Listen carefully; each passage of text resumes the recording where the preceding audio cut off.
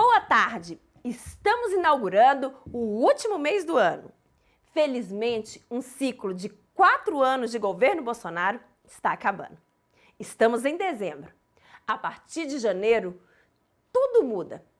Talvez nem precisemos desejar Feliz Ano Novo, não é mesmo? Mas enquanto janeiro não chega, vamos contar para você o que teremos no programa de hoje. Além dos quadros O Direito é Seu e Cine Resistência, vamos bater um papo para lá de interessante com a professora Arlete Silva. Ela é dirigente do Sintese, da CUT e membro do MNU, Movimento Negro Unificado. Afinal, o mês de novembro foi o mês da consciência negra. Então, não saia daí. Está entrando no ar TV Sintese.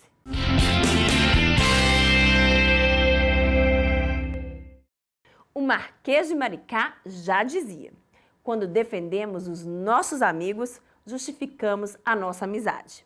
O Sintese completa: quando defendemos nossos professores e professoras, justificamos a nossa existência. Vem aí o nosso quadro O Direito é Seu. O direito é seu. Olá, professores e professoras. Tudo bem? Iremos tratar de um assunto de muita importância aqui. Vamos falar sobre a isenção do imposto de renda para os aposentados. A Lei de 88, uma lei de 7713, informa que todos os aposentados, seja do INSS ou dos regimes próprios de previdência, possuem direito à isenção do imposto de renda. Ou seja, vai deixar de pagar em seus contra-cheques mensalmente valor descontado a esse título. A lei prevê que portadores de problemas de saúde são isentos do imposto de renda. Porém, tanto a lei como diversos julgamentos em nossos tribunais informam que as doenças previstas na legislação são taxativas, ou seja, só terá direito à isenção ao imposto de renda as aposentadorias, aquelas doenças que estão descritas nessa legislação. Porém, faremos uma observação sobre este assunto. A norma descreve que problemas de saúde surgidos durante o trabalho são passíveis de isenção. Nesse ponto, a lei diz que portadores de moléstia profissional, ou seja, doenças profissionais, estão inseridas no direito. No entanto, a norma não explica quais seriam essas moléstias profissionais, já que o legislador entendeu que seria impossível descrever todos os problemas de saúde ligados ao trabalho. E é nesse ponto que entendemos ser devidamente possível que professores e professoras que estejam aposentados por invalidez, até o momento, não tenham esse direito concedido pelos órgãos previdenciários e estejam pagando mês a mês o imposto de renda, que nesse caso é descontado diretamente em seus contra-cheques, antes mesmo do recebimento em suas contas bancárias. É muito importante analisar cada caso para que possamos fazer os pedidos administrativos da isenção do imposto de renda aos órgãos previdenciários. Logo, havendo alguma dúvida sobre este assunto ou qualquer outro relacionado ao direito da classe magistério, entre em contato com os advogados Sintese, fazendo seu agendamento prévio pelos telefones da sede ou da sua subsede. A todos, um forte abraço e até o próximo programa. O direito é seu. Começamos o programa dizendo que estamos chegando ao final de ciclo. Ciclo este que, cá entre nós, seria melhor se não tivesse acontecido. Mas aconteceu. Esperamos que tenhamos aprendido alguma coisa com ele. Por isso, hoje, em nosso Cine Resistência, trazemos o filme O Povo Pode? No escurinho do cinema. O filme é dirigido por Max Alvim. O longa retrata a história de 4 nordestinos, João, Vani, Aurieta e Isaltina, que mostram como suas vidas foram transformadas no período em que Lula foi presidente. E o Nordeste deixou de ser um território invisível, passando a receber investimentos em todas as áreas, junto à ascensão econômica e social da população. Com o objetivo de estimular o público a promover o debate em torno da justiça social e da luta por direitos, o documentário apresenta, ao longo de 2 horas de duração, um Brasil de oportunidades, mas que só pode ocorrer com vontade política e por meio de governos democráticos e populares. Para assistir ao filme O Povo Pode, você sabe como fazer. Acesse o YouTube e coloque o nome do filme. O Povo Pode e celebre. Afinal, Os bons tempos voltaram. O escurinho do cinema. Muito bem, agora vamos conversar com a professora Arlete. Ela é dirigente do Sintese, da CUT e membro do MNU, Movimento Negro Unificado. Afinal, o mês de novembro, que acabou de terminar, foi o mês da consciência negra. E agora nós vamos repercutir este assunto. Boa tarde, professora Arlete, tudo bem? Boa tarde, Luana, tudo bom? Professora Arlete, como eu falei aqui na sua apresentação, você é do Movimento Negro Unificado. E o mês de novembro, no qual no dia 20 é celebrado o Dia da Consciência Negra, é um mês de grande luta para o movimento negro. Então, vamos começar a nossa entrevista contando para a gente qual a importância desse mês, do mês de novembro, e da data, 20 de novembro. Então, Luana, o dia 20 de novembro, né, é o Dia da Consciência Negra, onde a gente aproveita o mês de novembro inteiro para estar celebrando uma consciência que a gente não pode ter somente no mês de novembro, né? A gente precisa ter uma consciência voltada para nosso povo negro em relação ao racismo, em relação ao preconceito durante todo o ano.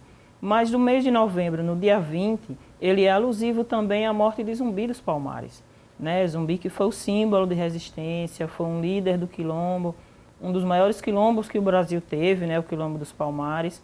Então, assim, justamente por conta do dia da morte de Zumbi, é que nós temos o 20 de novembro como um dia de resistência. Professora Arlete, faz para a gente aí um balanço das atividades que tiveram durante o mês de novembro e aproveita e conta para a gente também como é que foi a Marcha da Consciência Negra que aconteceu no dia 19 de novembro. Pronto, foi bom você falar que a marcha esse ano foi no dia 19 de novembro, justamente porque no dia 20 foi um dia que nós tivemos o Enem, então assim, não foi disponibilizado para a gente, dos movimentos, a polícia, a SMTT não liberou o dia 20 e claro, a gente entende, né, para não ter problema em relação ao trânsito. Então no dia 19, que foi no sábado, nós tivemos a Marcha da Consciência Negra. A marcha esse ano saiu de uma comunidade muito representativa para todos nós, que foi na Maloca, né, que é um quilombo urbano de Sergipe, né? Então, para acontecer a marcha, a gente teve várias reuniões. As reuniões aconteceram na CUT, com os movimentos negros, com relação ao Fórum de Identidades Negras, e aconteceu também reuniões na Maloca, né, com o pessoal do grupo Ousadia e Alegria, que fizeram reuniões lá no próprio quilombo. Então, nessa marcha também teve a representação das centrais, né, que nos deram o apoio. Por quê? Porque se a gente falar do negro, a gente falar de classe trabalhadora. Sim. Então, nada mais justo da gente juntar sindicatos, juntar centrais, junto com a nossa luta, junto com a luta do povo negro, porque a gente precisa de representatividade. A gente precisa mostrar para a sociedade também essa desigualdade social, né, onde os negros estão abaixo da linha da pobreza, o nosso Sergipe voltou para a linha da fome, somos o 4º estado do país em relação à fome.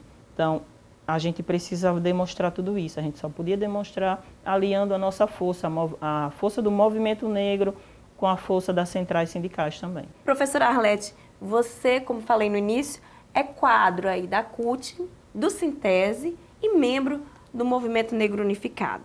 Conta pra gente como é a representação das mulheres negras, a participação das mulheres negras nesses espaços. Então, Luana, a mulher negra, principalmente aqui em Sergipe, é um grupo muito forte, né? A gente às vezes costuma dizer que nós somos em maioria em relação aos homens, né? O movimento negro no Brasil inteiro ele tem uma representação forte feminina e em Sergipe também está acompanhando.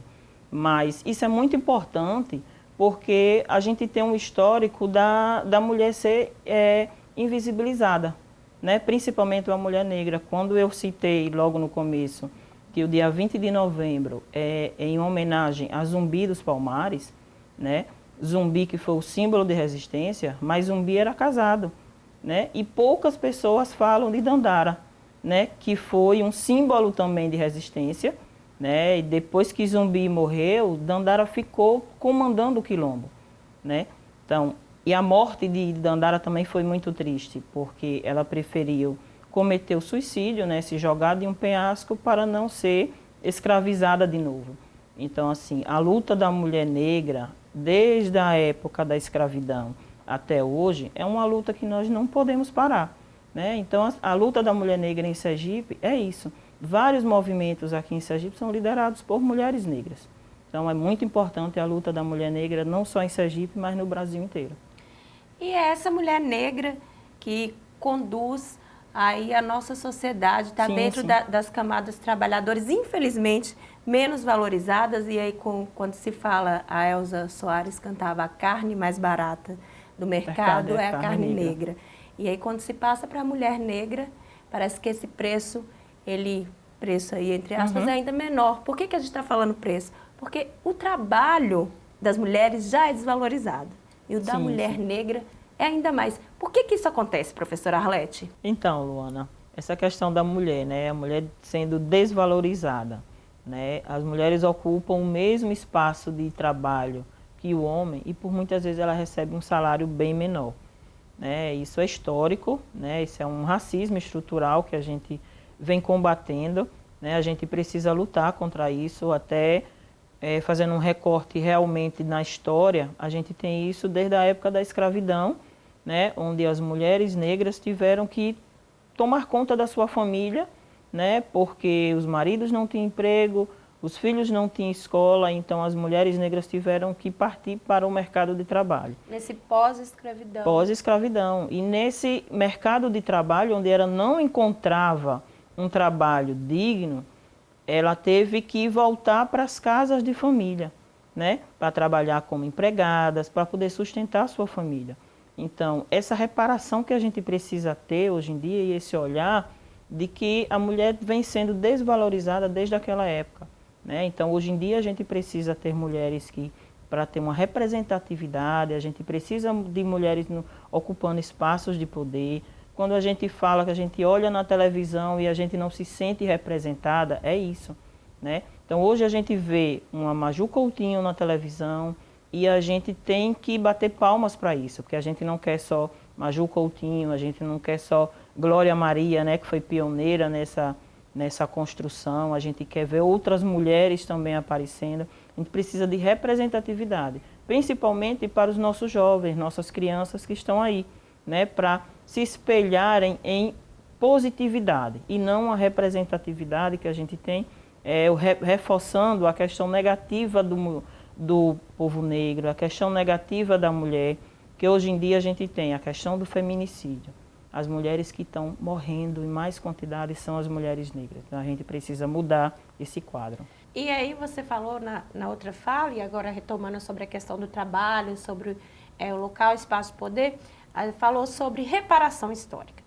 E, infelizmente, durante esses últimos 4 anos que vivemos no governo Bolsonaro, muito se foi criticado sobre a política de cotas. Fala um pouco para a gente o que isso significa, enquanto relembra, né? Que eu acho que é sempre bom a gente relembrar o que isso significa para a população negra, para os que estão mais à margem da sociedade. O que significa a política de cotas? Então, a política de cotas, que inclusive está fazendo 10 anos esse ano, né, que quando ela foi criada para ser uma lei somente para 10 anos. Como que em 10 anos essa reparação histórica ia estar resolvida. Não foi resolvido em 10 anos. E quando a gente fala em reparação histórica, é o quê? É justamente o que eu já falei em relação à abolição, né? Quando teve a falsa abolição, que os negros foram colocados à rua, né, eles não tinham para onde ir, né? É como se dissesse assim, vocês não querem abolição, está aqui, pronto, assinei, se virem. Então os negros ficaram, e agora? A gente vai para onde? A gente vai fazer o quê? Sobreviver de quê? Né? Não tinha políticas públicas voltadas para o povo negro. Então ficaram na rua. Não tinha escola, não tinha emprego, não tinha nada. Então, essa reparação histórica que a gente fala é sobre isso. É que os negros ficaram esse tempo todo à margem da sociedade. Ficaram realmente marginalizados, né? Então, com essa lei de cotas, que foi realmente no governo Dilma, 10 anos. Só que em 10 anos ia ter uma nova revisão. Esse ano não teve, mas acredito que próximo ano com certeza vai ter, né? E tem alguns parlamentares que já dizem que é para acabar com a lei de cotas. Outros que querem mais 10 anos, E outros ainda que pensam que a lei de cotas precisa ser ampliada. Precisa ser ampliada não só para que o estudante alcance a universidade, precisa alcançar o quê? O mestrado, o doutorado, porque precisa estar na universidade e continuar, né? Eu agora, esses dias, andando em muitas escolas fazendo palestras, o que é que eu falo para os alunos de escola pública? Que eles nunca podem ser contra as cotas, porque nós temos as cotas para alunos de escola pública. São as cotas sociais. E as cotas para negros, né, que é muito importante. Quando a gente fala em cotas, nunca pode se referir às cotas como uma esmola, né? Então, assim, a gente precisa das cotas ainda, precisamos porque a gente ainda tem muitos alunos de escola pública, alunos negros também, que não têm acesso às universidades. Se não têm acesso às universidades, nunca podem almejar um emprego em que eles possam se sustentar. Professora, ainda bem o governo Bolsonaro está aí chegando ao fim. A gente está falando aqui desse momento, dessa dificuldade, sobretudo, contra as políticas de cota e diversos outros direitos que tentou-se tirar aí da população brasileira, sobretudo trabalhadores e trabalhadoras. Então, quais são os principais desafios, a principal pauta do movimento negro nos próximos 4 anos do governo Lula? O que é que a gente espera enquanto movimento negro? Esse governo que vai entrar, o governo Lula, uma das coisas boas que está acontecendo é essa transição, né? As equipes de transição. Então, a equipe de transição em relação ao movimento negro, ele pegou muita gente representativa mesmo do movimento negro, né? Então, a gente espera que esse governo Lula ele seja totalmente diferente, até diferente do governo que Lula já teve, né? Já tem a experiência. Nesses 4 anos, a gente só perdeu. A gente perdeu porque a gente tinha um governo racista, homofóbico, né? E que ele acredita que o Brasil não é racista. E a gente sabe que o Brasil é racista. A gente está vendo aí as redes sociais toda hora mostrando isso. Toda hora a gente abre as redes sociais e tem casos de racismo. Então, a gente espera que esse governo Lula que vem aí é um governo para a população pobre, para a gente resgatar até a autoestima que a gente teve, que a gente estava resgatando durante o governo Lula e Dilma. Então, esse governo agora de Lula, mais um governo, a gente espera ter uma maior representatividade, uma esperança maior, principalmente voltado para uma população muito carente do nosso Brasil. Professora Arlete, estamos chegando ao fim da sua entrevista, mas também estamos aqui no último mês do ano. Então, sua câmera está aberta, manda uma mensagem aí para o povo preto de Sergipe, esse ano de 2023. Por favor. Então, Luana, nós estamos aqui no mês de dezembro, né? A gente espera o próximo ano, em janeiro, a gente entrar com o pé direito em relação ao novo governo, uma nova esperança. A gente espera que o governo Lula seja um governo que todos nós esperamos de felicidade. A gente sabe que a luta não vai ser fácil, porque enquanto o Lula estiver sozinho, ele não vai conseguir nada. A gente precisa lutar junto com o Lula, porque Bolsonaro saiu, mas o bolsonarismo está aí. Então a gente precisa ter cuidado e ter esperança no novo governo, no governo Lula de paz e amor. E nas nossas lutas. Professora Arlete, agradeço imensamente mais uma vez aqui com a gente. Estava brincando, professora Arlete já é aqui nossa freguesa de casa, já está aí super à vontade aqui no nosso estúdio. Muito obrigada, é sempre muito bom e muito grandioso recebê-la aqui. Obrigada, Luana. Obrigada. Agradecer a você de casa também. Obrigada por mais esse sábado em nossa companhia. A você, boa tarde e boa sorte. Professores, protetores das crianças do meu país, eu gostaria